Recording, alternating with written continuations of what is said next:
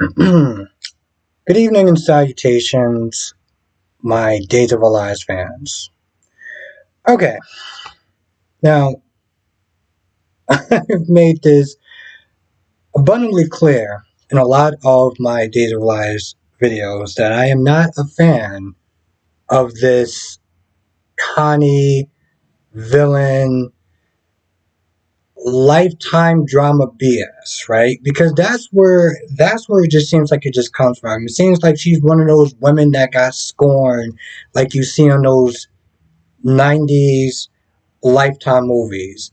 Except for the difference is, I don't generally feel bad for her, right? Like she's a product of her own making. But with that being said, this has got to be the most exciting storyline. But this has got to be the most exciting that Rafe has ever actually been, simply for being stabbed in the back. Like, I know that sounds bad, but this character has not been interesting to me since day one, right? He always just seemed like he's just kind of middle of the road kind of character. And from what people have told me, that he always seems like he plays like kind of a nice guy that eventually gets screwed over by whatever woman that he decides to go out with. And I've seen it so far, heard about it, some stuff. Sammy, Ava, Nicole, just to name a few. But with that being said, kind of you just stab somebody in broad daylight. And instead of you finding a way to get rid of their body, put his ass in a hole or something like that, you decide that you should be monologuing like a damn DC villain about your plans, your goals, your whatever, right? Never mind the fact that this is a gravesite in the daytime and anybody could be walking around at any point in time. And it was only up until the fact that you heard Jada's voice that you scurried off when you did. Now, Jada was not there talking to Gabby, right? About maybe Gil didn't sit there and take out Lee.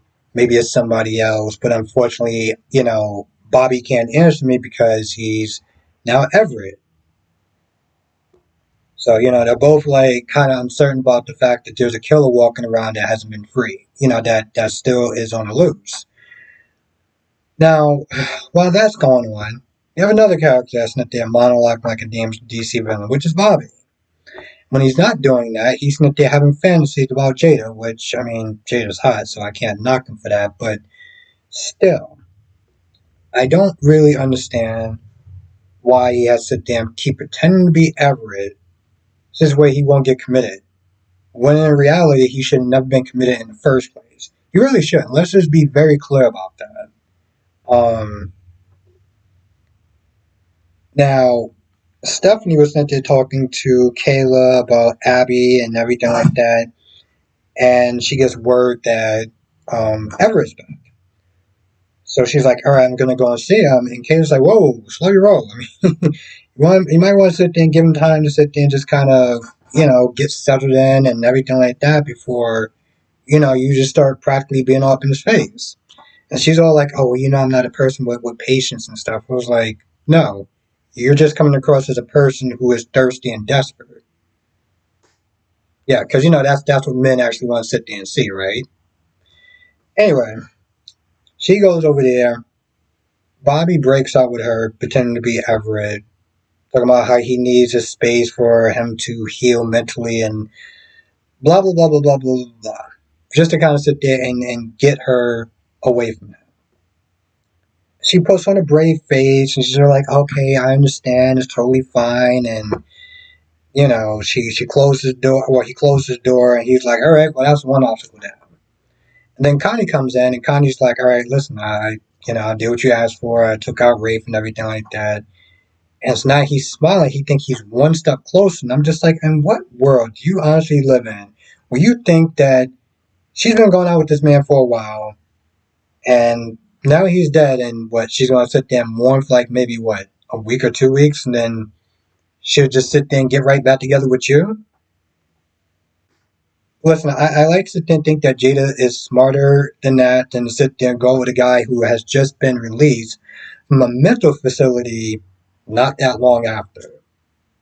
For a person who's supposed to be smart, who comes across as like kind of smart or whatever, you really are just stupid or delusional or both. I don't I don't know what it is. Um, Kayla comes over. I mean, not Kayla.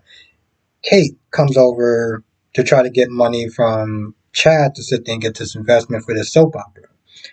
And they wound up talking about Abby for a little bit. And one of the things that Chad said was that on a subconscious level, maybe that's why I couldn't move on.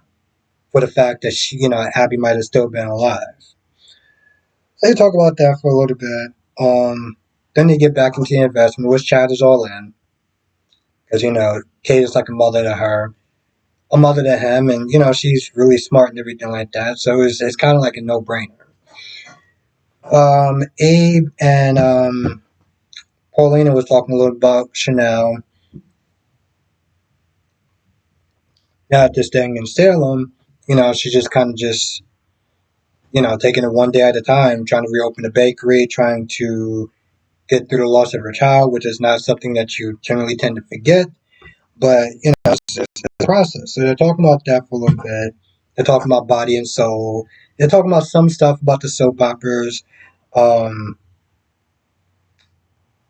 and that's what it is. Paulina was sitting there talking about what kind of drama she's in, right? Hiring EJ back at firing Melinda, having that be a bad look. Having EJ trying to clean up his act just for him to sit there and be outed as, I don't want to sit and say a baby thief, but like a baby thief accessory. Which, by the way, is he actually going to be fired and like put in jail? Is she actually going to fire him, or like what's the story with that?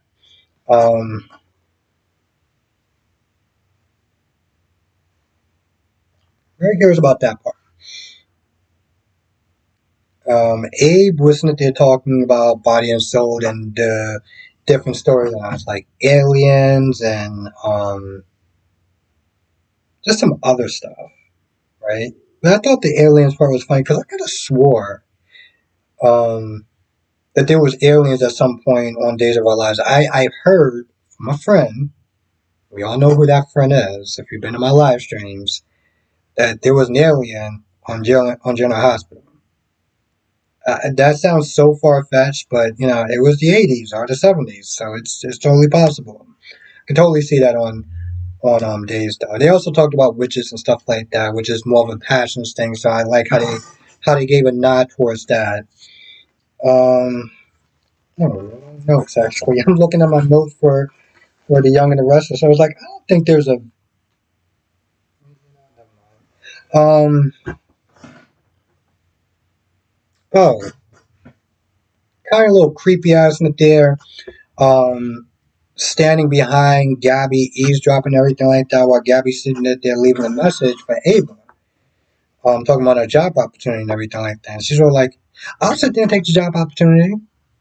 She turns around like, yo, that's not what she did, but she was more freaked out. I'm like, if you don't get your little creepy ass away from me, um, but she's all like, oh, I would love to work for you, have great experience and this, that, and the third, and I love your designs. I'm a huge fan, and I think that's what's going to probably get her the job.